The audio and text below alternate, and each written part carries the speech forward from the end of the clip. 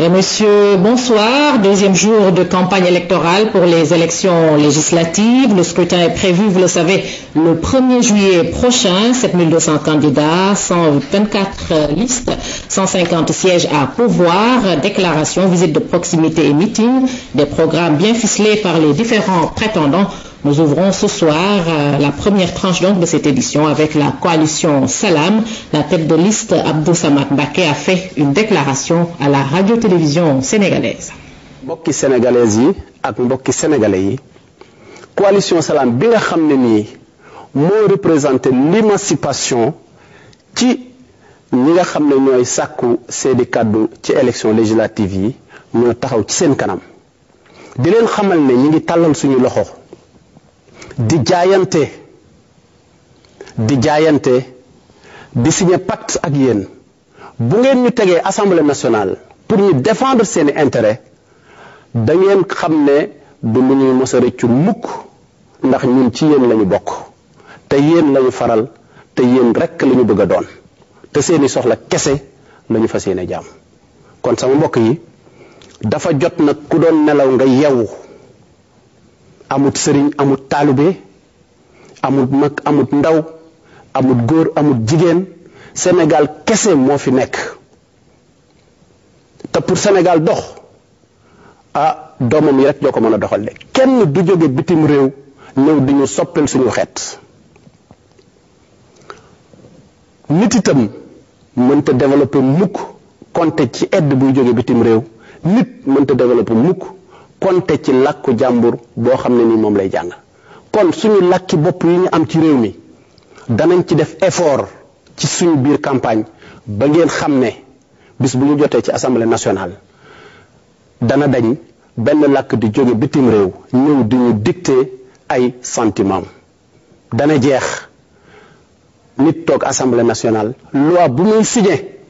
di xalaat lay nekk ca gannaaw ndax dana neex l'Occident wala dafay naqari l'Occident kon fii ci Sénégal ci digg Afrique doomi africain yi nga xam ne nii dañoo gëm ne Sénégal mën na avancer ci démocratie participative waaye mën na avancer ci panafricanisme moo tax ñu jóg taxaw ne leen bis bi njëkk ci campagne bi ak bis ba mujj ci campagne bi ñoo yam ci ñun benn soxla rek lañ ci am mooy jàkkaarloog yéen li ñu naqari muy lu négatif ci suñu passé ne se répète plus dans l'histoire politique du Sénégal et que fii ba àddunay tukki foo tudde Sénégal ci àdduna bi ñu mën a jël ci moom comme référence tenir compte ci suñuy inspiration ci wàllu ngëm-ngëm ndax spirituel bi ak contemporain bi ñoo war a ànd kon l'islam en tant que inspiration réew mën na ci teg tànkom ba développer et sans complexe sans kenn ci ñun di am sentiment ne dañ ko délaissé dañ ko fàtte dañ ko desal gannaaw. Voilà, vous venez de suivre la déclaration de Abdou Samad Mbacké. La coalition Li Dal na Xel a choisi de faire une déclaration à Mermoz. Écoutons Adja Ndeye Penda Dia. Billahi mina sheytaani rajim. Bismillahi rahmani rahim. Ginnaaw bi ñu sante yàlla julli ci yonent bi sallallahu alayhi wa sallam ñoo ngi nuyu mbokk Sénégal gépp góor ak jigéen mag ak ndaw di nuyu kilifa diine yi ak kilifa aada yi nuyoo boobu nag boo ko déggee man Ajaratu Ndeye Penda Dieng maa ngi nuyoo ci turu coalition Li Dal na Xel di wax ci sama turu frère secrétaire général muy Aline Badara Badiane bi nga xamante ni moo jiite coalition Li Dal na Xel soo déggee nag coalition Li Dal na Xel mooy coalition bi dafa juddu am loo xamante ni moo ko tax a jug li ko tax a jug mooy développement Sénégal lépp loo xamante ne luy soqali suñu réew la Aline Badara Badiane ci loolu lay dox ñun ñi ànd ak moom nekk ay kilifa nekk ay responsable aussi ci loolu la ñuy dox loolu moo waral coalition bi juddu may au Sénégalais yépp nag képp koo xam ni gëm nga sa réew wala nga bëgg lu développer Sénégal ndax Sénégal kenn du ñëw di ñu ko développer développement Sénégal ci suñu loxo la nekk ñun ñooy gëm suñu bopp ànd ak ay nit ñoo xamante ni nii am nañ ambition am nañ yéene ci defar Sénégal ku mel ni Aline Badara Badiane bii nga xamante ni loolu moo ñu boole ak moom ñu taxawal coalition bii jël ginaar gi di jigéen boole ko ak ay cuujam mooy jigéen ak njabootam ndax loolu moo tënk Sénégal ma bëgg nag yéen sénégalais yi kenn ku nekk ca gox ba nga dëkk am nga fa lu la naqari am nga fa lu la neex lépp loo xamante ni nii naqari woon na leen ca gox ba su ngeen falee coalition bii la ngeen bëgg da ngeen ko fa am ñii ñu fal ñëpp kenn ku nekk am nga département boo nekk di taxawal coalition bi ca département booba su ngeen bëggee nag bu ëllëgee mëbët yi ngeen ñu jooy ndax wër nañ Sénégal ba mu daj fenn fu ne xam nañ la fa metti fenn fu ne xam nañ la fa baax fenn fu ne xam nañ luñ fa war a mottali doléance yi nga xamante ne jooytu ngeen ñu ko su ngeen bëggee bu ëllëgee ñu mën koo faj da ngeen ñuy fal ñu toogal leen ci pencum réew ma fa décision yi di jóge fa ñuy nasee di nocci bu ko defee baykat yi dinañ kontaan sàmmkat yi dinañ kontaan chauffeur si dinañ kontaan commerçant yi dinañ kontaan képp kuy yëngatu ci Sénégal da nga kontaan ba ci sëriñu daara yi ñëpp dinañ kontaan élèves yi dinañ kontaan jafe-jafe dootu fi am li ma bëgg nag mooy lii dal na xel dafa tënk lépp Sénégalais yi encore une fois man Ndeye Penda Dieng maa ngi leen di ñaan ci turu coalition bi ak ñëpp ñi fi taxaw bëgg naa ngeen jàppale ñu ba bu ëllëgee ñu am majorité assemblée dara dootu leen naqari bu soobee yàlla ñaan naa leen ko encore une fois suqali sa réew mi ngi ci ginnaaw lii dal na xel lii dal na xel bu ngeen amee majorité assemblée li ngeen bëgg di ngeen ko am mooy Sénégal gu développé te loolu la ñuy ñaan ñu ñëpp asalaamaaleykum wa rahmatullah.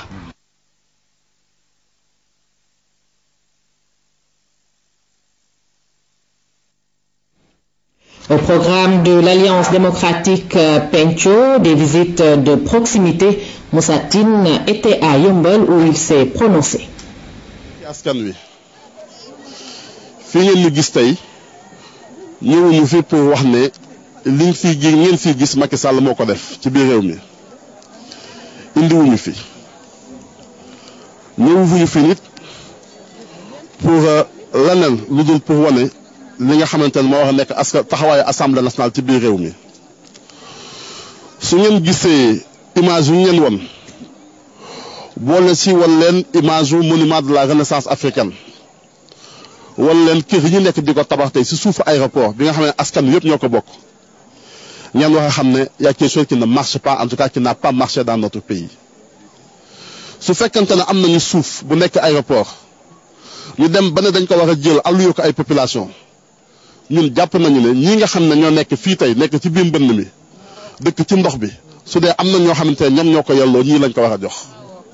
su fekkante ne dañoo jël alal ji ne dañuy jaay suuf si jàpp nañ ne waruñu jël ak suuf soosu yëpp jaay ko benn nit mu def spéculation foncière jaay ko mètre carré 7500 mu jaayaat 150000 jël def si poosam jàpp nañ ne moom mañ ko jox fekkoon na mu am kër jàpp nañ ne nañ ko joxoon tam fekkoon na ñu am kër ñii fi nekk tey su ngeen defaloon kër plan Jaxaay wala defal leen ay logements sociaux moo xam fu mu mën na nekk ci biir Sénégal moo xam sax ñu jox leen suuf yi nekk si aéroport xëy na image yii ñuy wane tey duñ ko fekk fii ci biir réew mi waaye su ñuy amee ci biir réew mi dafa fekk ne ñun ñëpp dañoo jëloon ay député jël ay député yoo xamante ne ñoom ñëpp ak président de la République ñoom ñoo bokkoon kaa ñoo bokkoon parti politique bu ñu nekk am réew pour mu dox il faut que ñu ñuy yónni ñuy saytu politique bi nga xam ne moom la gouvernement bi di doxal il faut que ñooñu bañ a bokk forcément parti ak président bi nga xam ne moo nekk ci biir réew mi fu fekkante ne ña nekkoon assemblée nationale tuddewuñu woon seen bopp ay député président de la république waaye dañoo jàppoon seen bopp na ay député askan wi lañu nekkuñu assemblée nationale lu dul défendre li nga xam ne mooy intérêt askan wi mooy priorité askan wi xëy na li nga xam ne moom la ñu gis fii tey image yi ngeen di gis ñuy défilé wan leen image yi nga xam ne mooy monument de la renaissance wan leen image ñi nekk encore ci mbënd mi xëy na suñu député yi assemblée nationale defoon li nga xam ne mooy rôle bi ko constitution bi sant xëy lu mel nii du am fii ci biir réew mi waaye su fekkee dañoo jël ay député boo xamante ne nee na moom kakafal président de la république la moom moo ko jox lu mu yor moo ko dénk mandat bi nga xam ne moom moo am effectivement dina fàtte intérêt askan wi ñaareel bi tam mooy rationalisation dépense publique rôle député la député dafa war a fexe ba fépp foo xamante ne alalu askan wi mi ngi fay dugg mu seet ndax mooy priorité seet ndax moom mooy njëriñu askan wi waaye jël alalu réew mi di ko def si ay monument fekk ñii nekk fii ci biir ndox mi nit ñi di abandonné seen kër di dem feneen di seet ay mbokk yoon xat-xatal xale yi nekk fii di ndox si ndox boo xamante ay sax a nekk ci biir def naa ne suñu réew am na beneen image bu mu mérité bu dul bii nga xam ne moom la ñu seetaan tey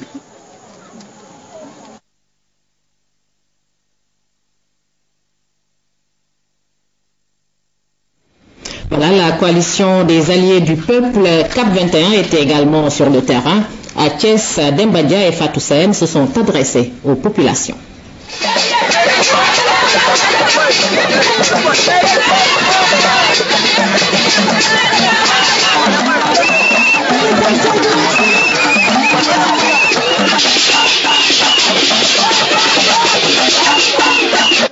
man la Demba Dia jiital ci kanam jigéen ñi ci parti am di ku ma bëgg nag di ku ma sagal di ku ma fonk di ku ma faale ndax fii mënoon nga ma fee bañ a jox parole waaye yow bala ngaa wax ma wax bala ngaa lekk ma regg te doo dem fenn bàyyi ma. Demba ba politique xewut dara xewut muy artiste jóge France andi otoom andi alalam andi xaalisam bu ko neexoon day jàll këram tëdd dimbalee man maag moom suñu diggante suñuy kër ñaari kër a jaar sama diggante ak moom dimbalee ko tax a jóg. Dembaay ngénte mooy takk jabar ya mooy yóbbu xale ya école moom ndax moo koy fay mooy jënd ordonnance ya ci li ma dëkk ak moom te fekke ko te dutuma ko fenal ndax daf maa fekk ak sama teraanga maa ngi jéggalu ci baat boobu su ko defee nag ma wax ko bu ko defutoon duma ko wax. Demba Dia dama bëgg ngeen jàpp ko am ngeen nit ku baax xaw ma yàlla ju leen booleeg moom yéen waa Thiès waaye macha allah yal na leen yàlla lafal cat ci Demba lafal ñu ko ñun ñëpp jàmbaare ngi nii ñayu xare ngi nii xamu leen sax li tax mu tudd ñay parti bii ñu tuddeew ñay xamu leen lu tax yàlla nañu yàlla jàppale te bàyyi ñu fi ba ñu dund ba di ko yóbbuwaat palais muy nekk président ci kàttanu yàlla yàlla na mën na ko. Demba wax leen li nga xam ne moo tax nga bëgg a nekk député ndax député nekk ci ginnaaw nit ñi di jaamu seeni soxla la dem ko ci biir kër yi da nga koo bëgg a génne ci régions yi 14 régions yi ci Sénégal yëpp bëgg nga leen a dimbale looloo la dugal ci député ja yàlla na yàlla guddal sa fan. tey boo leen gisee ñu ñëw fii parce que dañu ñëw fii pour les législatives mooy élection bi nga xamante ne pour élire les députés au Sénégal dama am yaakaar que député lu am solo la député lu am maanaa la parce que tey boo leen gisee tey ñu bëgg a dugg assemblée mooy la coalition des alliés du peuple CAP 21 les éléphants bëgg a dugg assemblée ça veut dire coalition la bi nga xamante ne mooy coalition bi gën a jege population bi nag ñëpp xam nañu population bi dañuy sonn député yi nekk assemblée ñu ci bëri dimbali wuñu population bi tey boo gisee ñu bëgg a dem élection pour les députés c'est pour défendre le bas peuple défendre la population moo tax tey ñu bëgg a dugg assemblée ñu ngi ñaan nax population Thiès ñu ngi ñaan population yi nekk Diombas yi nekk aux alentours yëpp ñu sandil ñu carte. C'est donc Hélène Diouma Faye qui a livré le message de la coalition And Taxawal Askan Wi. Elle s'est exprimée en séeréer. fogole séeréer o fogole Sénégal mexe simna nuun oxu refna no gonom fo simangolum simna maak simna xa caay ndaxane simna surtout xa caayake Sénégal laya nuune coalition taaw and liggéeyal Sénégal oxe adoruna a neyel Abdourahim Agne oxu refna an neta genorit'una Assemblée nationale o te adoru coalition in koy ka jeg xas ke refna ten refu ye ka i ndaabu a taɓa xa ɓetak laye i ngaranga ndef député Assemblée nationale njeg majorité kene i ndaawa ye xan i mbi'in ke aduna ten refu ye i mbokatkate ndef ref député ref lakas o xesanga jeg cer leng o xay o lakas a jeg cer lakas i laye isamit o kad i mbugo o xiidolu watna i mbi kena layel jury ndep men we andoona yee den i ndefanuma da ɗeet ke i ncalna est ce que a faaxa wala faaxee ke andoona yee a mbuga i ngemanin da lay i ɓaato ngeman laam oxu refna ka juuma i ndaaɓ itamee xan i njaɓo bo i mbote a teer kene layel session budgétaire i ngar bo me nuun lamta nuun ke andoona yee te ref ke soxalna nuun nu layin bo pare i soog o nqatkangna en compte ɓisin no session budgétaire ta xotel en compte bala budget fe a wote'el i laye itamite xan i mbexey ke andoona yee ke ref éthique fa bonne gouvernance a ref ke ɗaapna parlement ne laam i mbugate ndef ma ngas reel mben reel ndaa ka i mbogo layte xa député xa qas xe ngeen wanna askan den assemblée i ndefu i lay itami ye xan i asawanga injale chalen in injaba sax xaalis in a degel la mi mbage ndelaye in defan ma askan we so mofa ret kiro assemblée of mofo hid jafleng bita cafa dak somo waret kama ku jël na taba xabeta xe ib abisit kas kena layel innovation 5 innovation tarife ke andona kena layel budget consolidé d'investissement BCI injabal ilaye mat ne sa xoguna biate kefel na den ni koy in kay mbug 20% a hotel adak nen me andona ye me refu askan we ke andona ye te refu problème den awago safara el ke de don na ten asaba nga ye o ministre ka bugo a jilel to in ajeke nan nono ten ichunke bata refo ministre isogo mbiya enquête ka imbug parlement fe wago fi enquête ta ci el adet ba ndax keta layanen a jega wala jege soba nga ye ar o qolu yo ta hayela continuer a ref ministre soba nga ye tam e anda ye refe o xa xolna ta faño ref ministre ke ndat kandeer na imbugo assemblée fa conseil économique et social abato njal calel paax fi angan ndambago saytu ke refna xalal fem rew saate fe imbugo itamit satkan ke andona ye te refu investissement commission d'enquête. Campagne électorale pour les législatives du 1er juillet prochain, jour J+2, la tête de liste de la coalition Wallu Askan au Sénégal, Doudou Sarr, a fait une déclaration en Wolof. Nous l'écoutons. Assalamu alaikum. Suñu xaajee askanu réew Sénégal suñ ko xaajee ñeenti xaaj mun nañ jàpp ni benn xaaj bi dina xëy bés bu nekk di wuti liggéey bés bu nekk te du am liggéey 3 millions mbindeef la si nasaraan te kat at bu nekk dina am 200 junni nit yoo xam ni ay chômeurs yu bees lañu te dañu nekk si réew boo xam ni liggéey am na fi xëyukaay ak xëy la yu doon créé wante liggéey am na fi soo xoolee vallée du fleuve Sénégal liggéeyuñu ko te vallée du fleuve Sénégal 2 junne emploi la kon nag am nañu pexe at bu nekk mën nañu créer 200 junne contrat pré-emploi mën nañu créer 100 junne contrat d'apprentissage ndax entreprise yi du ñu ay dara mais ay centre de formation d'excellence lañu loolu dëgg la am na njët est-ce que njët bi am nañu ko at bu nekk gouvernement yu fi nekkoon dañu doon dummóoyu 300 milliards ci mbiru exonération fiscale maanaam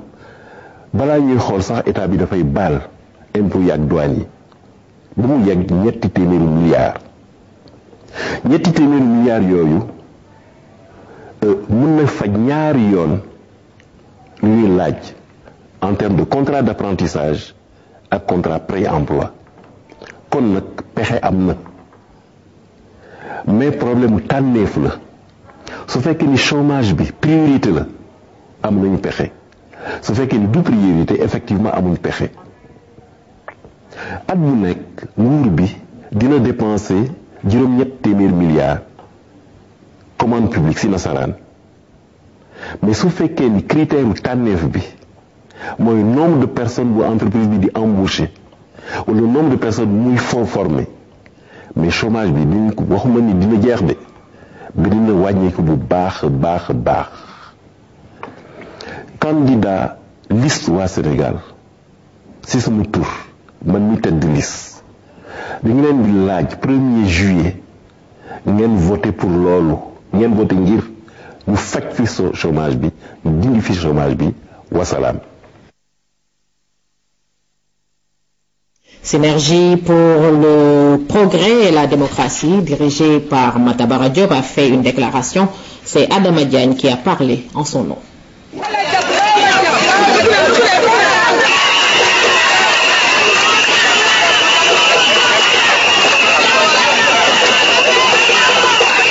Et je parle au nom de la liste de Matabara Diop la synergie pour le progrès et la démocratie, et je suis sur la liste nationale, et je vais vous en tenir de certains points qui me semblent essentiels, à savoir l'insertion des jeunes à l'emploi, l'accès aux soins médicaux, la baisse des denrées de première nécessité, l'agriculture qui est très importante dans notre pays, et la qualité des semences et l'éducation, en fin de compte, qui est un problème fondamental et qui pose beaucoup de problèmes au niveau du Sénégal, et que notre liste, la synergie pour le progrès et la démocratie, tente de répondre pour résoudre définitivement ces problèmes dont je viens de parler. xool waa Pire ak fi Pire toll ak fi Pire bëgg a yegg mu defal dugal ci doomi Pire ñun bu ndee góor den ànd ak Matabara may ko carte bi moo koy tax a dem te mooy tax Pire jàll mooy tax Pire dem ca kanam. Pire ak li ko wër soyons conscients que ñu xam ne ki nga xamante ni moom moo ñu war a génne si misère souffrance moo di monsieur Matabara Diop moom waruñoo sant ñun waa Pire ñoo ko war a sant. lii fu la ji mooy ñu ne du ko man nga man ko kon nag nañ dugg ci ruq yeeg ruqaar yi fexe nit ñi génne carte yi topp suñu ginnaaw bu bis baa ñu wateel SPD 100% loolu mooy ndam li jëm ci lamb ji bàkku amul solo da nga ciy jógee bàkku kon bu kenn ku ne laxasaayoo fas yéenee man sa moroom Matabara li muy ñaan yàlla de ko may lu ko. Matabara Diop fas buy raw la man moo tax ba mu sappee ndëndëm man ak képp ku ma xam ak képp koo xamante ni si am nga yaakaar ci man dama laxasaayu topp ci gannaaw fii ba àdduna di tukki bis bu ma bàyyee SPD para politique. kenn ku nekk xam na ni liste yi nga xamante ni mooy dem ci élection législative yi dañu samp góor samp jigéen kon ñun jigéen ñi am nañu sas yi mooy dañu ni mën nañu dañoo wax ni am nañu xam-xam dañoo wax ni fu góor toog di défendre intérêt réew mi jigéen mën na fa toog di défendre intérêt réew mi kon boog suñu sas nañ ko bay ñi ngi ñaan ci yàlla lii ñu dugg yaa ñu ci dugg ak bisimilah rahmaan rahim génn ci ak alhamdulilah rabbil alamin.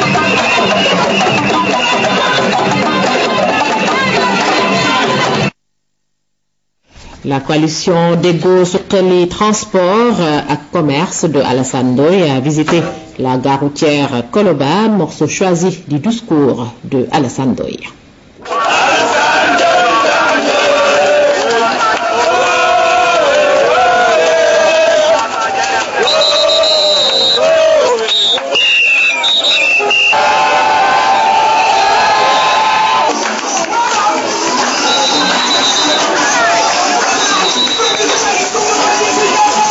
ñun nañu xam ne duñu ay politiciens ñun ñuy politiciens ay bañkat lañu ndax su fekkoon ni bi ay politiciens la ñuy doon kon camarade man damay dem duggi ci liste yi man parce que amul benn liste boo xam te ni woowoo ma ni ma kaay ñu def la ci position boo xam ne di nga jàll te man mu wóoruma ni liste boobu bu ma ci nekkoon danaa jàll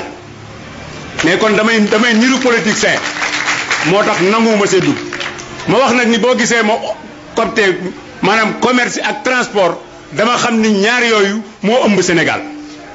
ma wax nag ni maa ngi leen di sant bu baax di leen gërëm li ne te wóor nag bu nu xas kenn waaye yaakaar naa ni ku nu xasul nag di nu fi bàyyi man yaakaar naa ni kenn yebuñu ba duñ la tooñ nga tooñ ñu parce que kenn ku si nekk xam nañu yaay kan waaye ñun xam nga ñun ñooy kan ma wax nag ni ñun jóguñu pour poste dañoo jóg pour atte dëgg ma wax ni réew mi ñëpp a ko bokk kenn moomu ko ku ne nag am na chance bu yàlla def si yow ñu ni yaay fii kii fii lay taxaw kii fii lay taxaw waaye nag buñ la nee yaa moom dëkk bi taxul nga moom këri nit ñi parce que suñ la nee yaa moom dëkk bi te juboo ak borom kër yi soo toogee si atti bi woo borom kër yi ku mu neex nga toog sa kër te doo ko mënal dara ma wax ne nag ñun réew mi ku ko yàlla jox d'accord nañu si ñu ngi koy ñaanal bu baax yàlla defal ko wërsëg ba mu mën ñoo jariñ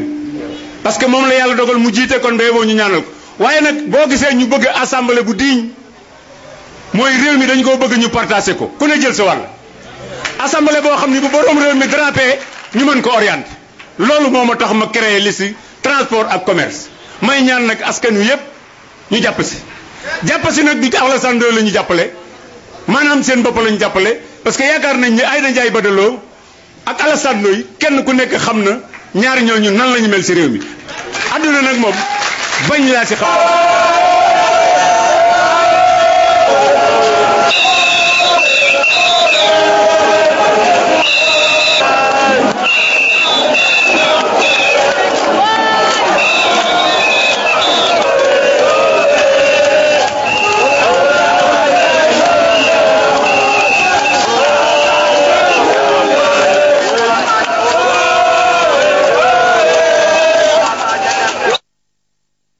Pape Diop, tête de liste de la coalition Bokk Gis Gis, s'est rendu dans la cité religieuse de Touba. Il a été reçu par le khalife général des Mourides.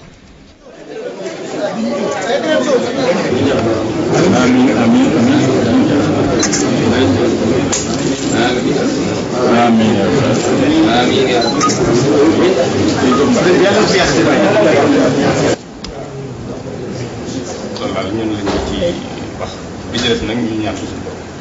borom.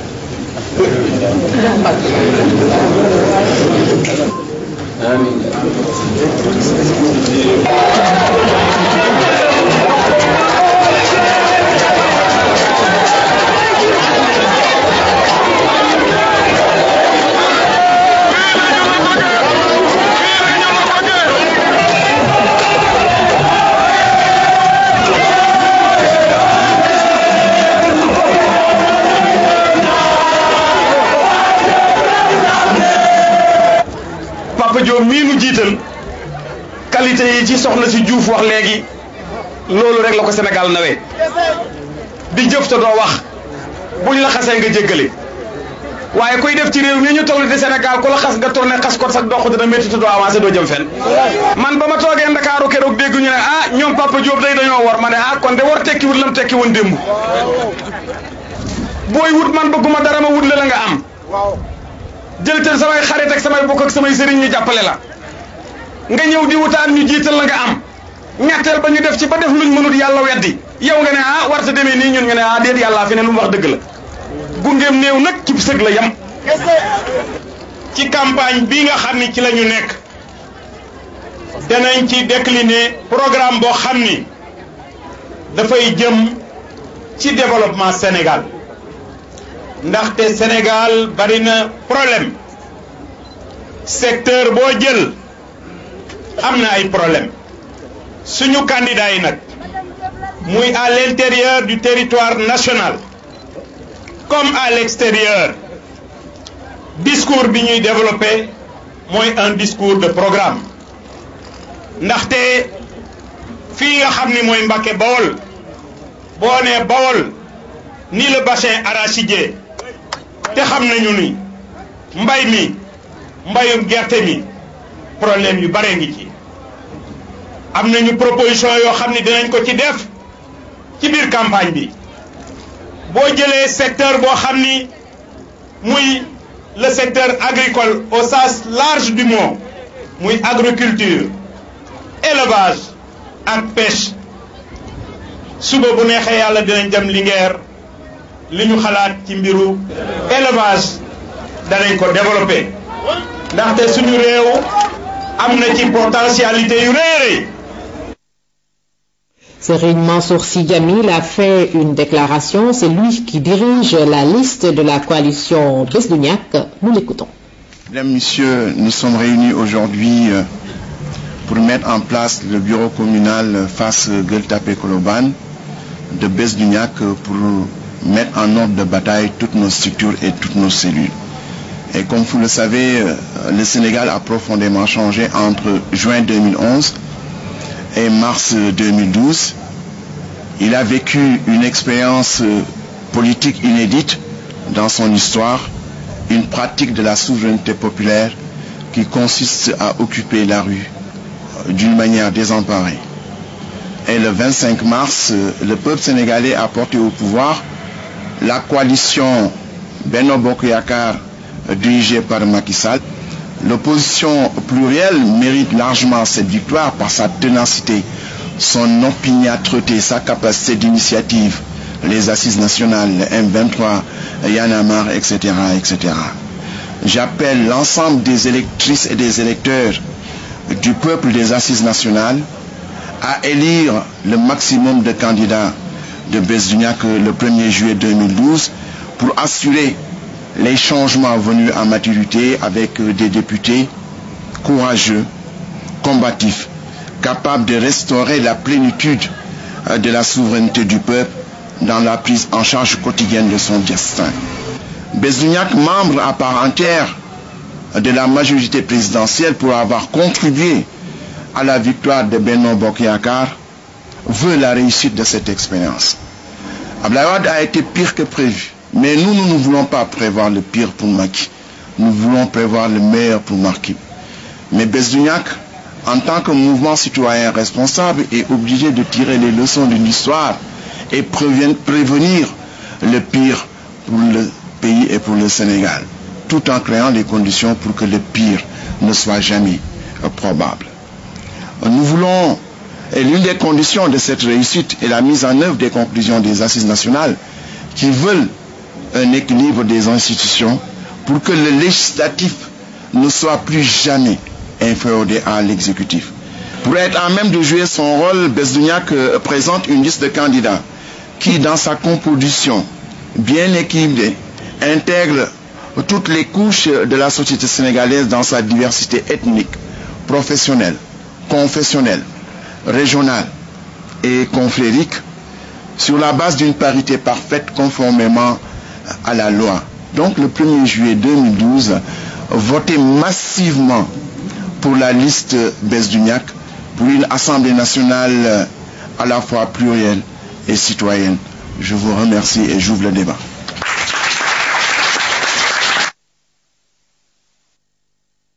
La tête de liste de Convergence patriotique pour la justice et l'équité Neyler Diopsi était dans les locaux de la RTS. Cet élément donc que vous allez suivre devait passer hier, mais il y a eu une erreur. Nous nous en excusons. Voici maintenant le bon élément. Assalamu alaikum wa Sénégal. ñu ngi leen di nuyu yéen ñi nga xam ne yéen a ngi seen kanamu télévision di ñu seetaan tey ci élection yi nga xam ne moom la ñu jëm muy élection législative. ñun nag Convergence patriotique pour la justice et l'équité dañoo fas yéene wax ak yéen ci kàllaama réew mi fas yéene wuñ jël beneen kàllaama bu dul kàllaama bu ñuy wax biir Sénégal li ko waral it ay sénégalais ñooy voté kon ay sénégalais la ñuy waxanteel loolu moo tax le 1er juillet dañoo bëggoon boo leen di xamee ni que da ngeen di jël seen ay carte di ko sànni ngeen jox ko ay député yi nga xamee ni ay député yoo xam ne da ngeen am yaakaar si ñoom ay député yoo xam ne que bu ñu demee daañu def liggéey bi ngeen xam ne moom ngeen bëgg. bi xam ne nag moo xew ci àddina bi yépp mooy situation mondiale bi ni mu demee ñépp xam nañ ne que situation économique mondiale dafa métti ba réew yépp dañoo nekk ci problème àddina bi changement dafa bari ci réew yépp boo leen ko seetloo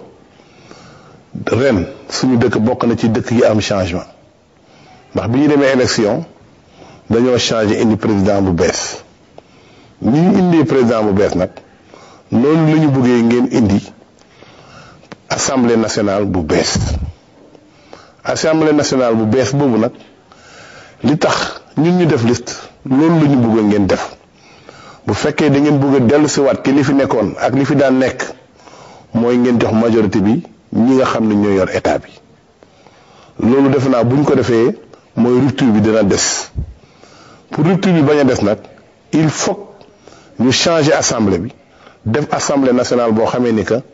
ñi fay nekk ñu bees lañu loolu moo waral suñu liste nu mu tëddee suñu liste bi li ko tëral mu ngi tëdd ci ñeenti fànn bi ci jëkk mooy mouvement associatif yi nga xam ne ñoo nekk Sénégal yépp la ñuy seet depuis ñeenti at ñuy waxtaan ak ñoom ñuy gëstu li nga xam ne moo nekk seen ay quartier nekk ci seen biir ay village nekk seen biir ay arrondissement ak seen ay biir département loolu moo tax ñu daw dugg ci biir liggéey bi en tout cas ñi ngi leen di xamal ni que convergence patriotique pour l'équité et la justice dañoo bëgg ngeen jox leen majorité assemblée nationale ba pare ñëw ci ñoom ñu liggéey pour yéen Sénégal liggéeyal sénégalais loolu mooy li nga xam ne mooy suñu tànk bu ñu sañoon nag ñëpp dinañu gis ci réew mi fépp. Pour boucler cette première tranche, suivons la déclaration de la tête de liste du parti Taxawu Askan Wi Petaaw. Ndella Diouf était à la Seras et à Castor. campagne bi nag moom démarré nañ ko ma fas yéene dugg ci campagne électorale bi sans changer samay habitude bés bu ne damay animer émission bu tudd lu leen neex lu leen nakari ci réew mi di permettre auditeurs yi jaar ci 88 628 04 14 ci rajo Safir FM 96.6 auditeurs yi di wax lu leen neex lu leen nakari ci réew mi li ñuy gën a faral di wax nag mooy problème mu denrée alimentaire problème yi wax bari nañu mais denrée alimentaire tey daf ñoo soxal moo tax moom la ñuy tàmbalee suñuy campagne électorale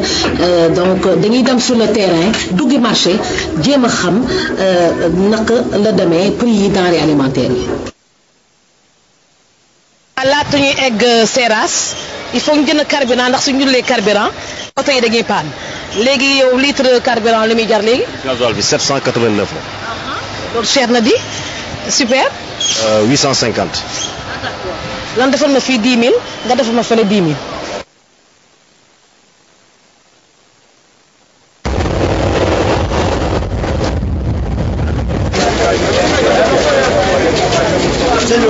Taxawu askan wi.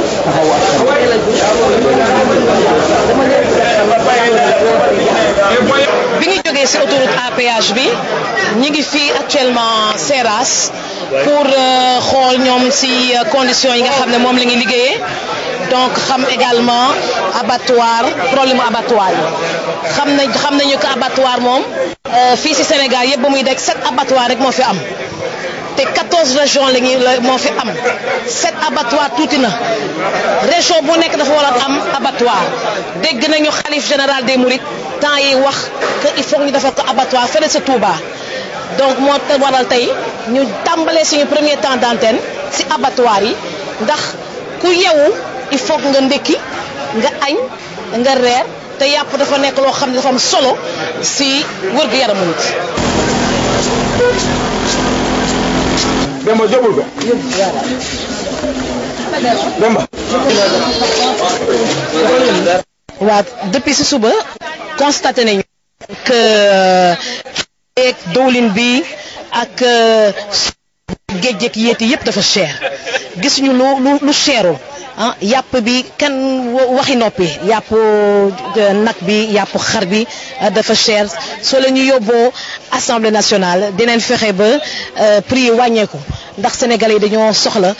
ñu wàññi effectivement prix yi pour ñu mën a duggi marché normalement mën a lekk normalement donc voté leen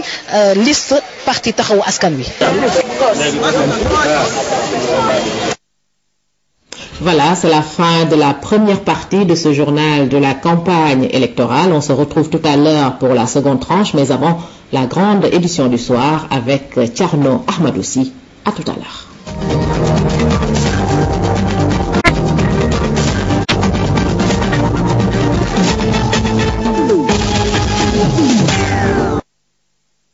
Mesdames, Messieurs, bonsoir. Nous revenons pour la seconde tranche du journal de la campagne électorale pour les législatives du 1er juillet prochain. Nous démarrons par le meeting organisé à Kédougou par And Jëf, parti africain pour la démocratie et le citoyen et le socialisme à JPADS. Mamadou Diop Decroix s'est adressé à la foule. Kédougou est un département, Kédougou est une région extrêmement riche de son sol et de son sous-sol, mais où il n'y a pas d'emploi, où les jeunes sont en chômage.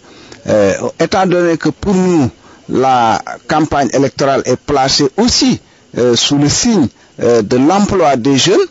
nous avons pris Kédougou pour montrer que en travaillant de façon sérieuse avec une vision et un projet, nous pouvons régler le problème de l'emploi des jeunes.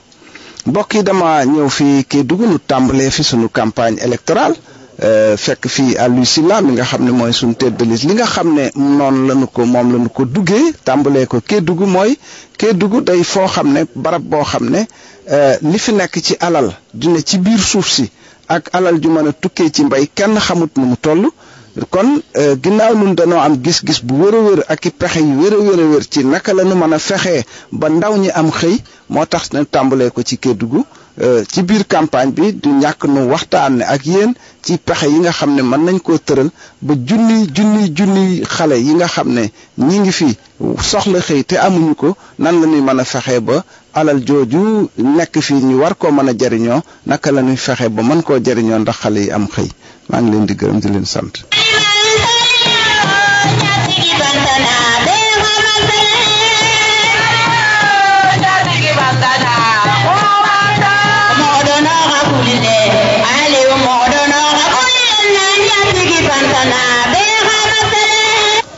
Le chômage est endémique chez nous à Kédougou. Nous parlons de Sabodala, nous parlons des marbres d'Ibel, mais jusqu'à présent, nous n'avons pas vu encore les retombées significatives pour la région de Kédougou et pour les populations de Kédougou. Mbadi ngalumba faire même photo hoto ninga fote. Nko sano ben na dugolo hoto. Marabru bejan. Bar ha bin tere be segeli khasha Sénégal beti. Na lunga député mais c'est à l'Assemblée nationale la xanna na problème le bejan na hajo lu khafo je wala khadinye. Ni manso be sigili. Manso bala masiala ni ma fo diminna membe la population to ami antalo nano ni xame mo hajara docteur xalonde jangaro membala awa mben khalila liyen ko ni ke ta député ti ni atelel betula jang nin ta Dakar metala réunion la je Allah hajolu khafo je khasagi ngo. Nous nous rendons à présent au siège de l'Union pour le renouveau démocratique dirigé par Djibo Leyti Ka. C'est pour suivre les déclarations de Djegan Sen et Oumar Seck. Bonsoir, chers compatriotes. L'URD est de retour comme le secrétaire général du parti Djibo Ka l'a annoncé hier. Et ce retour se matérialise par aujourd'hui des visages que certains non militants connaissent, que beaucoup ne connaissent pas et que nous avons le plaisir de vous présenter. Des visages de Dakar qui portent l'espoir du département et l'espoir même de la région. Ce sont des hommes, des femmes engagés au service des idéaux qui sont les nôtres et pour le triomphe de notre parti à l'issue d'une campagne que nous voulons apaiser évidemment parce que notre credo, après la transparence, après l'honnêteté, la propreté même, j'allais dire, c'est la culture de la paix. C'est ce que nous souhaitons et j'espère que nous l'aurons au cours de cette campagne électorale pour des résultats qu'aucune liste, qu'aucune composante de la société sénégalaise ne serait fondée à contester. Salam alaikum mbokk Sénégal ñu ngi leen di nuyu ni ñaan jàmm ci élection yi nga xamé ni ci lañu mom lañu dëgmal di wax rek que ñun ñi nekk ci liste Union pour le renouveau démocratique bu Djibo Ka dégg nañu bu baax li nga xamé ni moy lëmbe réew mi di indi coow lu bari ci réew mi muy audit ak li ñuy wax enrichissement illicite li tax nag ñu bëgg ngeen voter liste bi nga xamé ni Djibo Ka moko jité moy lolu nga xamé ni moy audit ak enrichissement illicite nga xamé ni indi na coow lu bari ci réew mi dañu bëgg rek wax leen ni Djibo Ka day yàlla dogal na depuis 1980 mi ngi nekk ci nguur gi yor alal ju bari ju muy gérer ci réew mi nekk ministre am ay milliards yu nga xamé ni mi ngi koy gérer donc tay mën nañu jàpp ni 80 ba 2012 Djibo Ka mi ngi gérer ay milliards ci lu mat 32 ans yàlla dogal na it nag li ngeen bëgg mooy njub ak sellal tey moom mën na doon modèle ci Sénégal donc looloo tax ñu bëgg ñi nga xamee ni njub moo leen tax a jóg ñu voté liste Djiboka investi yi nga xamee ni ñoo nekk Dakar accompagné ko ci assemblée nationale kon da ngeen am ay député de valeur beneen bi des sit rek mooy Sénégal yépp dañu bëgg assemblée bi ñuy dëgmal doon assemblée de rupture maanaam assemblée bu bees bu mën a contrôler pouvoir bi mbir nag balaa nga koy mën a contrôler da nga koy xam Djiboka nag ñépp d'accord nañu ni homme d'état la donc homme d'état moo mën a contrôler exécutif homme d'état moo mën a contrôler un pouvoir homme d'état moo mën a nekk un contre-pouvoir looloo tax ñi nga xamee ne bëgg nañu seen carte yi ñuy voté mu doon carte yu utile ñu leen di ñaan ñu voté liste URD bu Djiboka. Ousmane Sow Ichar, tête de liste du Rassemblement des écologistes du Sénégal, a fait une déclaration. Après lui, vous entendrez Sada Diallo, Cheikh Amadou Ndiaye et Marie-Louise Correa. Je suis tête de liste du Reste les Verts sur la liste nationale pour la promotion de la solidarité avec la nature, les animaux et le système écologique, solidarité avec tous les peuples du monde, solidarité avec les générations futures, solidarité enfin avec tous les jeunes et les habitants de notre pays menacés par la pauvreté, la précarité et l'exclusion. Chers amis, le 1er juillet, votez donc massivement pour le Reste les Verts, le parti de tous les citoyens. Sur la liste des Verts, pour, selon l'esprit scout, développer les valeurs fondamentales sur l'éducation, la jeunesse, la santé et l'environnement. Votez pour les Verts le 1er juillet pour la sauvegarde de la forêt et l'amélioration de la productivité rurale. Je suis sur la liste des Verts pour l'éducation environnementale et la sauvegarde de la biodiversité. Pour rendre les énergies renouvelables beaucoup plus accessibles aux populations, je suis sur la liste des Verts.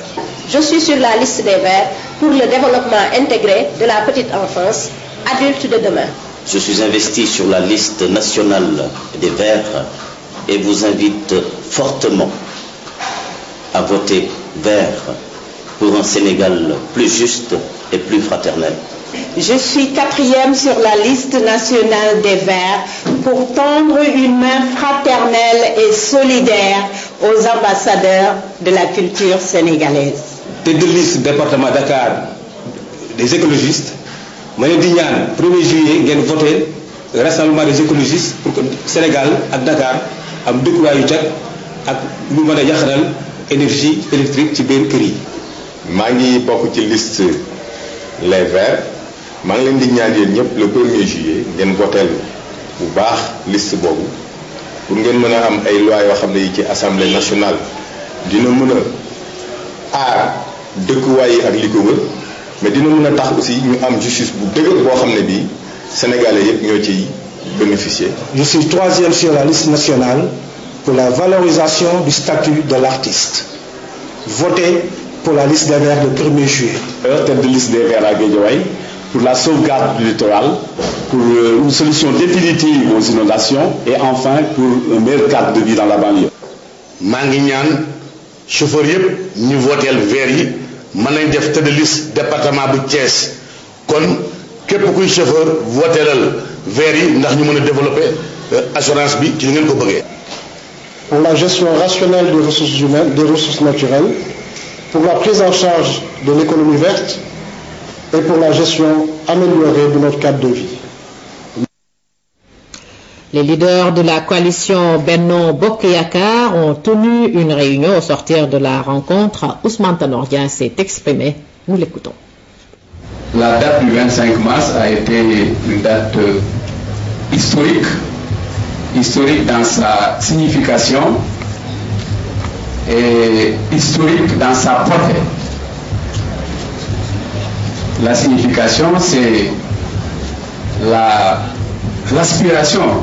du peuple sénégalais au changement. Et la portée, c'est, comme on l'a appelé, le Bokk Yakaar, l'espérance du peuple sénégalais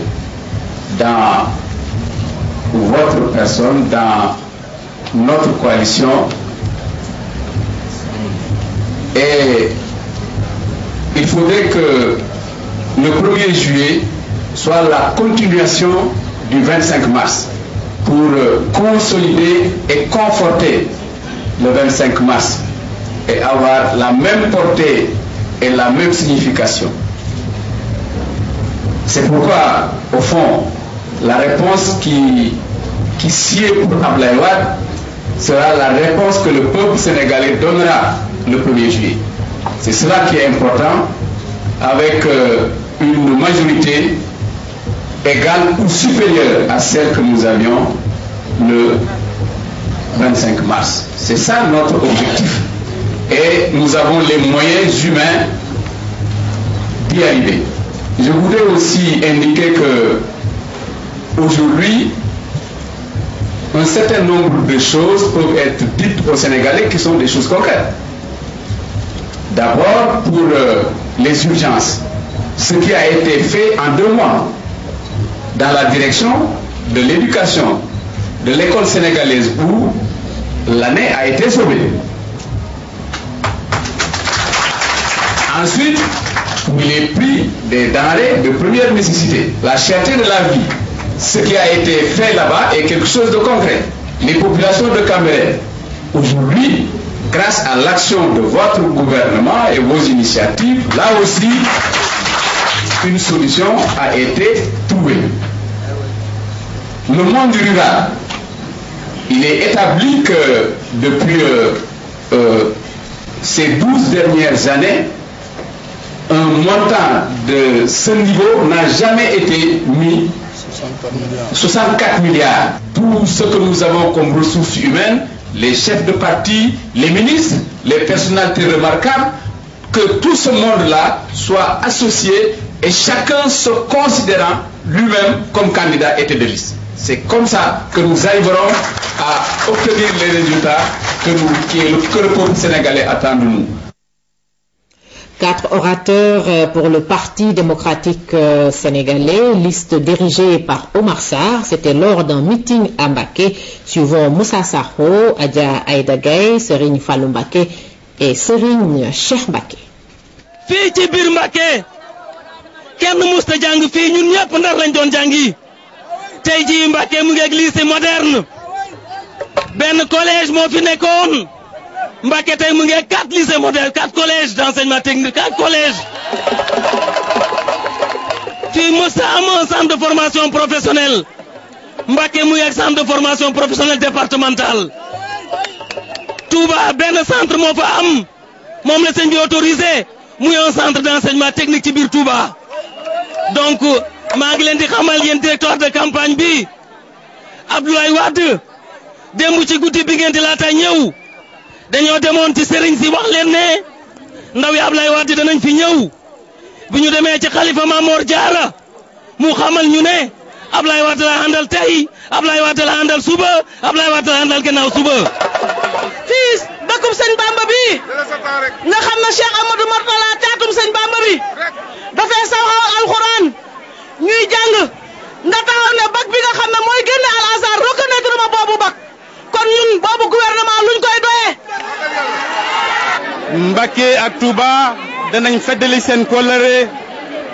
ak seen taxawaay ci biir PDS amuñu ci natable ndax Touba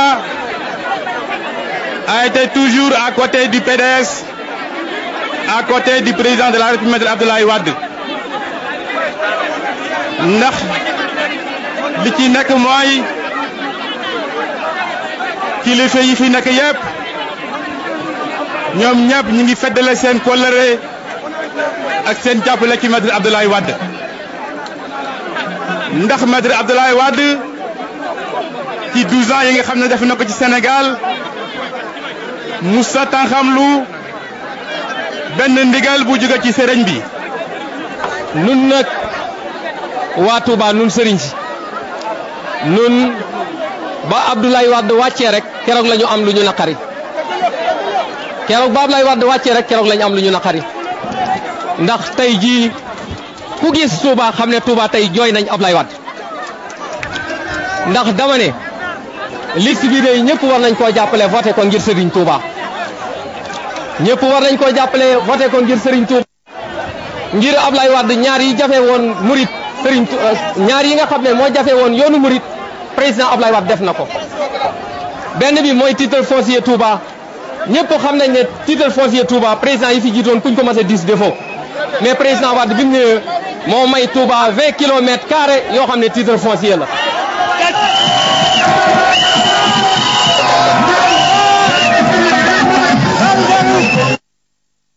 La coalition Leral dirigée par Maître El Hadji Diouf est descendue dans la banlieue à Guédiawaye et s'est adressée aux populations. Vous entendrez également la déclaration de Bassirou Fall, tête de liste départementale. La banlieue dakaroise a toujours été sacrifiée par les régimes politiques qui se sont succédés au Sénégal. Des promesses, rien que des promesses. Aucune réalisation concrète, aucune usine, pas d'emploi, promiscuité, chômage endémique, inondation. Alors, est-ce que ce peuple de la banlieue ne mérite pas mieux? C'est pourquoi la coalition Leral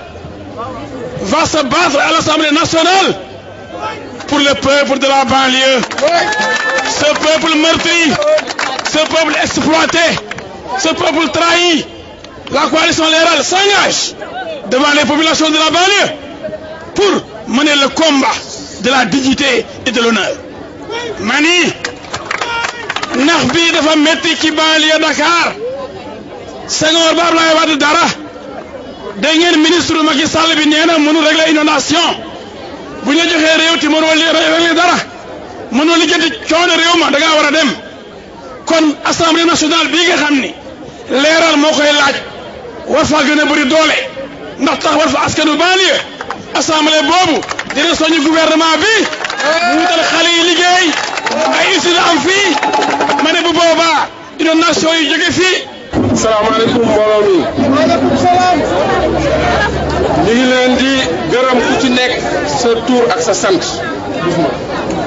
tey dañu fi daje di fi teeru nit ku màgg nit ku sell nit ku taxawal réewam nit ki taxawal askanam taxawal ko mu nekk taxawaay bu am solo taxawaay bu rëy taxawaay bu fulla taxawaay bu fayda ci assemblée nationale tey buñ doon wax une assemblée nationale sans Maître El Hadji Diouf ce sera une assemblée nationale nulle.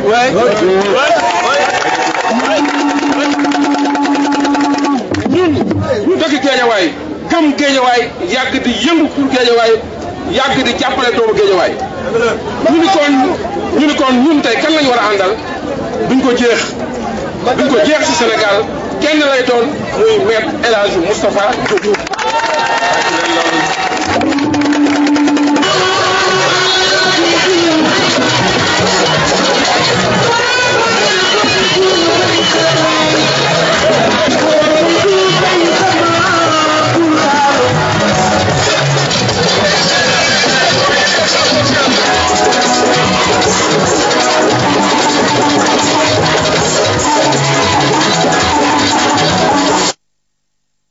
Cheikh Ahmed Tidiane Wane était dans les studios de la radio-télévision sénégalaise. Il a parlé au nom de Démocratie citoyenne, liste dirigée par Samir Abouriska. Bismillah ar-Rahman ar-Rahim. Bandiraɓe nanoɓe haalol pular ko onon kaldanni kono caggal mon kala goɗɗo gonɗo Sénégal e jeeya Sénégal mbeɗa haalde mum onon haalol pular wonɓe ɗo e nder leydi ndi onon haalol pular wonɓe caggal leydi ndi jinmi ko paamodiren kalden ɗi duuɓi e balɗe nogas garoje ñande fof mami haalde mon kaalen ko nafata leydi ndi holto paaɗen keɗe ƴeewa hol gonowo député hol wonoɓe député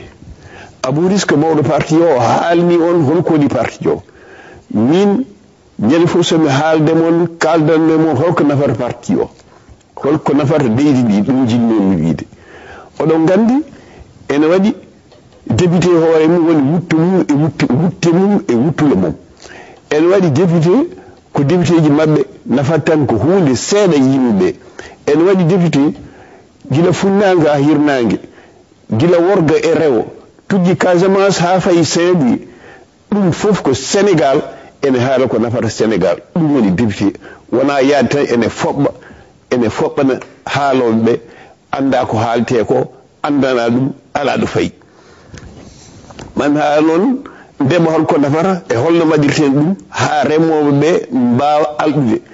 mbedde haalano on mami haalde mon ne gaynaka mami haalde mon kadi ko wiyete pêche ko seɗen gawa mami haalde mon industrie mami haalde mon ko heewi gandon holko woni député gandon budget batteɗo holko nafata gandon holno waɗirten ko leydi men fuɗɗi ko parti ɗiɗi goodi o so woni opposition o wona pouvoir o so woni pouvoir o wona opposition il faut que ɗo hakkude ɗo yimɓe gona ɗon mbawa ɓedde o ko haali ko noon ma ko haali ko wona noon wona tan arde e assemblée aɗa foɓɓa minen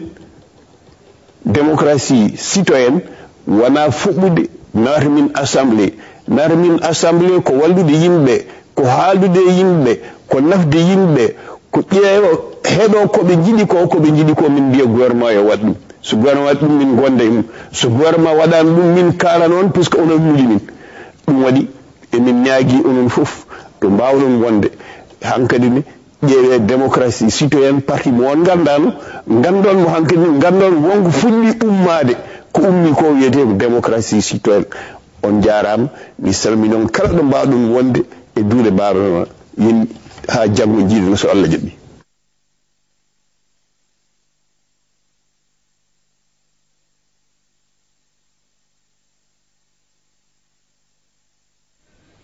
Et qui a accueilli le parti émergence citoyenne Tekki, le leader Mamadou Lamine Diallo a fait un discours devant la foule morceau choisi. Mbokki Sénégal maa ngi leen di nuyu di leen gërëm di leen sant waa jigéenu mouvement Tekki ñoo ñu dalal tey fii ci Pikine banlieue de Dakar xam ngeen ne Tekki ci njëlbeen dafa mus a ormal jigéen ñi fii nag ci banlieue Dakar bëggoon naa wax ak yéen ci mbirumu mbënd mi ñaareel bi mbiru liggéeyu xale yi xam ngeen ne daaw taw bi barewul noonu loolu moo waral ren sax ci yenn gox-goxaat yi ndóol am na fa kon nag ren ñu ñëpp lu ñuy ñaan moom mooy taw bi bare gouvernement du Sénégal nag ñu ngi koy laaj dès maintenant mu informer population wax leen waa banlieue bi ak yeneen gox-goxaat yi fii ci Sénégal yan disposition nañuy jël pour mën a dimbali population bi ci affaire mbënd bi ak tawu waami boo xam ne moom nañuy ñaan mu am fii ci Sénégal loolu moom mooy seen warugal loolu la ñuy wooye transparence loolu la ñuy wooye bonne gouvernance ñaareel bi mooy liggéeyu xale yi Abdoulaye Wade nag andi woon na fi ay agence am ay office Banjac ay ANEJAC ay FNPJ yooyu amul benn njëriñ lekkkatu xaalis la ce sont des offices de politiciens kon nag Macky Sall daf leen war a di suud amuñu benn njëriñ yéen fii ci banlieue yi xam ngeen ne yoon ñaata liggéey nañ fi andi fii ci banlieue bi dara lañ fi andiwul kon nag commencé nañu supprimer yenn agence yi yooyu dañ cee war a bokk loolu la Macky Sall war a def ñun suñu demee assemblée nationale dañ ko xeex yooyu ñu jóge fi suñu amulee xam-xam ak ay pexe pour andi fii liggéey ci banlieue bi ñun dana leen ko won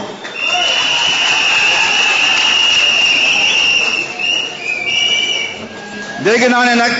le président Macky Sall envisage de faire la campagne électorale pour ces élections législatives du 1er juillet 2012. Nous ne sommes absolument pas du tout d'accord. C'est une confusion de rôle. Il est président de la République. La séparation du pouvoir exige qu'il se limite à son travail de président de la République. L'Assemblée nationale, qui est à la solde du président de la République, cette Assemblée nationale est terminée. Le 23 juin 2011, le peuple sénégalais, les citoyens sénégalais ont mis fin à ce type d'Assemblée nationale. le 23 juin à la place Soweto, ce type d'Assemblée nationale à la solde du président de la République est terminé.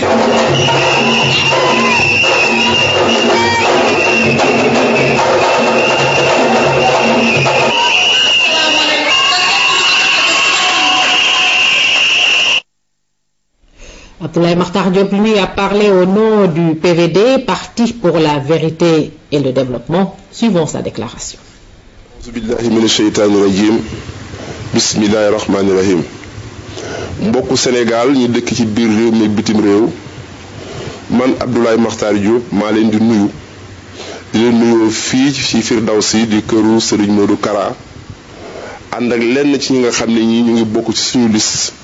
di laaj ngeen may leen seen carte def leen député Assemblée nationale ngir ñu taxawu askan wi taxawu réew mi sukkandiku ci lii may bëgg a wax benn bi mooy dëgg goo xam ne dañ ko toftale ci turu parti Modou Kara soxna Jéem Mbàkke wax naa ak yéen biig bi ci des ñu teg ko ci lu wóor muy li ñu toftale suñu parti ñun mu li sûr ñi nga xam ne ñoom laa séqal mbir mi di lenn ci ñi nga xam ne dañu bokk ànd ak Serigne Modou Kara ci wote bi ñu jëm li nga xam ne moo ñu tax a jóg mooy ñun waa Sénégal ñu bañ a réere mbir ne liggéeyu Assemblée nationale naam boo ko tegee ci dëgg teg ko ci jub teg ko ci sell da nga koy teg nag ci xam-xam xam-xam boobu mooy yan charte ci la ñu teg doxalinu réew mi diggante gouvernement ak Assemblée nationale bu leen kenn naxee ne kii ñu def président la bi ak ñi mu àndal suñu amulee Assemblée nationale du ñu mën a yor réew mi déedéet bi ñu leen falee ak tey jii Assemblée nationale demul réunion te réew maa ngi dox li ñuy doyee Assemblée nationale mooy député yoo xam ne xam nañu sartu réew mi xam ne lii gouvernement bi def bu ko àndee Assemblée su fekkee lu jub la dëppoog itte nit ñi député yi rafetal ko kenn toogul Assemblée pour pakkasal gouvernement wante yi tamit li ñu fa yóbbu mooy ñun ñii boo ñu joxe seeni carte xam ngeen bu baax ne li ëpp ci ñun kenn ku nekk ca wàllu wu yëngatu am nga ci xam-xam bu wér dëppal say nopp ci mébétu doomu jàmbur yi te bu fekkee ne Serigne Modou Kara la lu mu gàtt-gàtt xam ngeen ne xale yi nekk ci loxoom at yi ñu génn ba léegi muy jubbanti bu ko yàlla joxee baat Assemblée ànd ak ñun ñu xam état bi dañu xam yan saat la ñu mën a tëral dimbaleen ma jox leen ci firnde ñëpp xam nañu tey ñu ngi mébét di jooyal taalibe yi mais taalibe yi li koy faj ci ndimbal du jóge ci gouvernement ñun bu ñu demee Assemblée nationale budget communauté rurale yi ak budget maire yi la ñuy wëlbati wax ne maire bu nekk fu daara nekk yaa war a teral ñuy jàngale yaa war a dimbali taalibe yi fu communauté rurale nekk ci Sénégal yaa war a dimbali taalibe yi dimbali maître yi noonu tamit la ñuy modifier loi bi nga xam ne mooy def budget maire yi ñëpp xam nañu ne étudiant bu nekk ci communauté rurale nga dëkk wala ci maire yi te bis bi ngeen dégg nëbbatu étudiants yi allahumma salli ala sayyidina Muhammad wa sallim.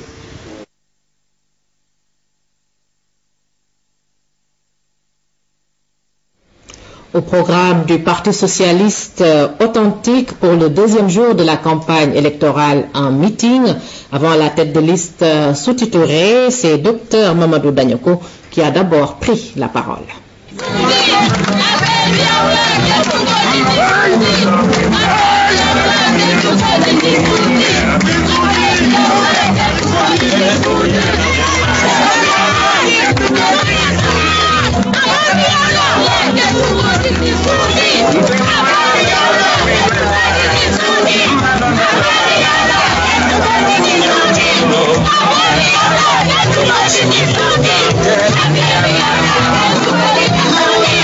Le Sénégal est en tournant de sa vie politique, c'est-à-dire des nouvelles élections législatives qui vont permettre au pays de se doter de représentants et de dignes représentants du peuple qui vont siéger à l'Assemblée nationale. Et parmi ces prétendants à ces candidats, le Parti socialiste authentique est un parti qui prétend aussi avoir ses délégués et ses représentants du peuple au niveau de cet hémicycle. Nous ñaan ñu boole ñu ci carte sociale yi nga xamé ñu suñu fébaré mëna faju en tant que ouvrier di ñaan ñu jappalé ñu ci meuble yi ñuy importer ñu jàppale ñu ci pour ñu mën a liggéey parce que meuble importé yi mi ngi ñuy gaañ ñi ngi ñaan état bi jàppale ñu ci hectares yi muy dagg ñu jox ñu cité ouvrière loolu bokk na ci suma message bokk na ci sama mitit may ñaan bu ngeen ñu jàppale ba ñu taxawal assemblée nationale dama ñu défendre seen intérêt muy intérêt national. Je veux vous saluer tout particulièrement et vous exprimer mes sincères remerciements et ma gratitude pour la mobilisation de qualité, la mobilisation importante en ce premier jour de campagne électorale. Nous l'avons voulu ainsi commencer notre campagne électorale en la dédiant à la banlieue. La banlieue, eh bien, c'est notre nid, comme le nid de l'arbre lait pour l'oiseau. C'est là que nous sommes depuis 25 ans. C'est là que nous entendons rester, quelles que soient les fortunes heureuses que nous pouvons obtenir dans les institutions avec votre confiance. Vous savez que le monde a changé. Le monde a changé aujourd'hui à l'ère de l'Internet.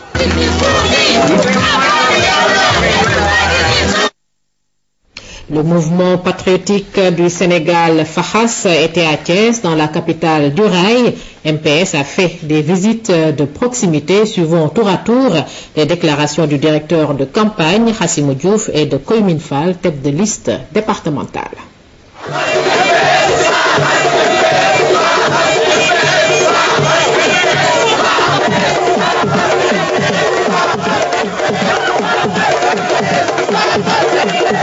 ñu bëgg wax fàttali waa Sénégal ne député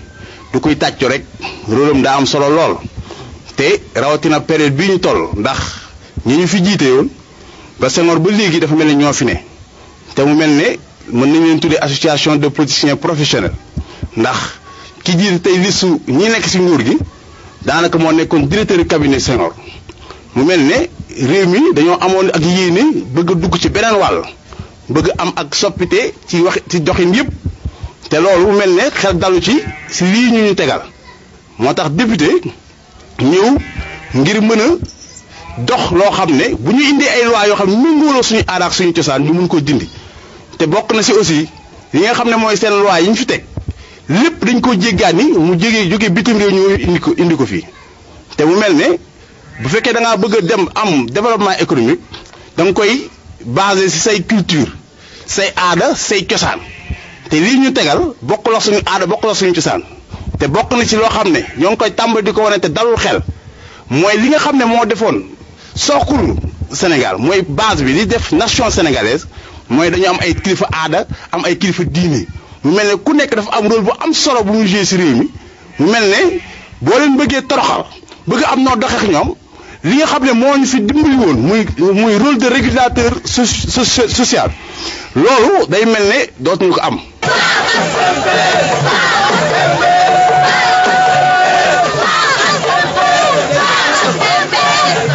waa Thiès am fierté bu rëy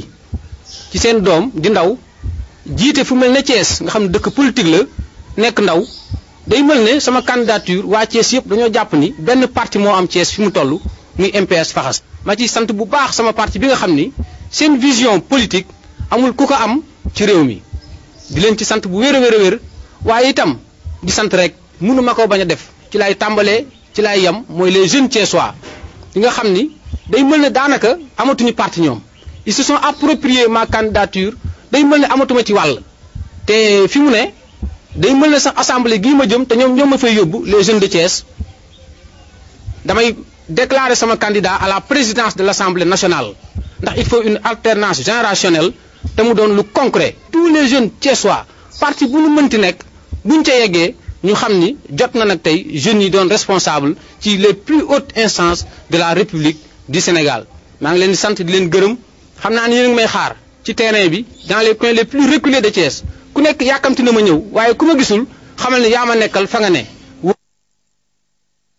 Voilà, nous terminons cette seconde tranche du journal de la campagne électorale avec le mouvement de la réforme pour le développement social. La MRDS a choisi ce lundi de faire une déclaration. Écoutons Zainab Kane. Man Zainab Kane maa ñëw di waxtaan ak yéen ci turu liste MRDS. waxtaan bi nag ñu ngi ko jëmale ci élection législative yi nga xam ne moom la ñu dëgmal. ñuy sargal askanu Sénégal bu baax ci taxawam ak ci mat ki nga xam ne wane na ko bi réaliser ñaareel alternance politique mu tabb njiitu réew te amul benn jafe-jafe. waaye fi ñu jëm moo ëppati solo ndax fi ñu jëm mooy jongante bi nga xam ne dañ ciy tabb ay ndaw yu leen teewali ci pencu ndawu réew mi ñu naan ko assemblée nationale. pencu ndawu réew mi ñu jëm nag dafa nar a am solo lool ci taarix politique u réew mi ndax mooy pencu ndawu réew bu jiitu ginnaaw boo xam ne tab def nañu loi bi ñuy wax loi parité ñu naan ko atte yamale bi di yamale góor ñi ak jigéen ñi ci bépp bërëbu dogalukaay. atte yamale boobu jur jigéen ñu bari lool ci nar a teew ci penc ma moo tax MRDS ànd ak dëppook yoon indi leen liste boo xam ni am na ay góor waaye itam am na ay jigéen yoo xam ne dañ fay teew fa parce que jigéen ñu mën lañ teew fa parce que jigéen ñu xarañ lañ. MRDS dafa jàpp ni penc ndaw réew mi nga xam ne fa lañ jëm dafa war a nekk assemblée nationale boo xam ni assemblée nationale organe d'impulsion lay doon maanaam fa la coppite yi di sosoo waaye tamit assemblée nationale bu mag liñ ko doon doyee comme ni nga xam ne noonu la ko assise nationale yi sàkkoo woon. ngir ñu am nag assemblée nationale boo xam ne dañ fay teew te duñ fa teewal ma Samba duñ fa teewal ma Demba askan bi rek lañ fay teewal. foog nag ñu xool bu baax a baax ñi nga xam ne ñoom la ñuy tànn ndax ñu toogal ñu foofu tànn ay nit tamit dafay tax ñu bàyyi xel ci ñi ñuy tànn ku xool réew mi xam ni jikko yi dafay yàqu xam ni li nga xamante ne moom mooy suñu aada yu rafet yi ak yu aada yoo xamante ne yu baax yi dañu nekk di dellu ginnaaw lool maanaam valeur daf fi jeex pour ñu delloo siwaat ay valeur dañ jàpp ni assemblée nationale bii di ñëw dafa war a taxaw temm ci crise des valeurs bi nga xam ne moo am moo tax MRDS proposé leen ay góor ak ay jigéen yoo xam ne yu am valeur lañ waaye ñoo xam ne itam dinañ mën a yéegal jafe-jafe askan bi yéegal seen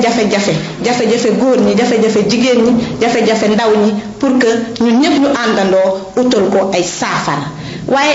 assemblée nationale bi tamit dafa war a nekk assemblée nationale boo xam ne day tax ba li ñuy wax principe séparation des pouvoirs maanaam yem ku nekk pouvoir bu ci ne moo xam judiciaire bi la législatif bi la wala exécutif ku ne def sa liggéey ba mu mat ku ne mën a taxawee li nga xam ne moom lañ leen di xaare moo tax ñu leen di ñaan ngir loolu yépp mën a am bésu voté baa ngeen tànn bu ngeen di sànni seen xob ngeen sànni liste MRDS ngir ngeen tabb ay góor waaye tam ngeen tabb ay jigéen yu mën góor Sénégal jëm kanam jërë ngeen jëf wasalaam. Voilà, c'est la fin de la seconde partie de ce journal de la campagne électorale sous la supervision du CNRA, le Conseil national de régulation de l'audiovisuel. Vous retrouverez demain Binta Wagé. Merci de votre aimable attention.